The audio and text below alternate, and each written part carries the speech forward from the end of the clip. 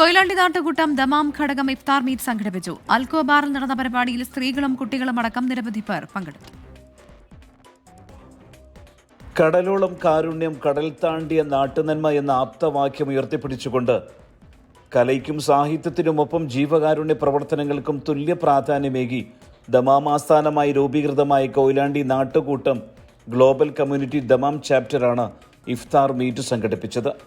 Al Khobar farm ഹൗസിൽ വെച്ച് നടന്ന നോമ്പുതുറയിൽ അംഗങ്ങൾ കൂടാതെ കുടുംബിനികളും കുട്ടികളുമടക്കം നിരവധി പേരാണ് പങ്കെടുത്തത്.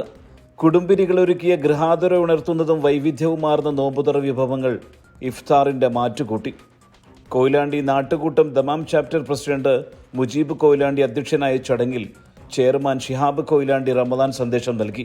പ്രവാസി എഴുത്തുകാരി ലതിക പ്രസാദ് മുഖ്യാതിഥിയായിരുന്നു. പ്രശസ്ത സാഹിത്യകാരൻ KS രതീഷ് ചടങ്ങിന് ആശംസാ സന്ദേശം നൽകി. പ്രമോദ് അത്തോളി, സജീഷ് മലോൽ, മുസ്തഫ പാവേൽ, മുത്തു തലശ്ശേരി, വിനോദ് വെങ്ങളം, നസീർ VK, അബ്ദുൽ കരീം, നവാസ് എന്നിവർ പരിപാടിക്ക് നേതൃത്വം നൽകി. ജനറൽ സെക്രട്ടറി അസീസ് കൊയിലാണ്ടി സ്വാഗതവും ബഷീർ പയ്യോളി നന്ദി പറഞ്ഞു. സുബൈറുദ്ദീൻ, 24 ദമാം.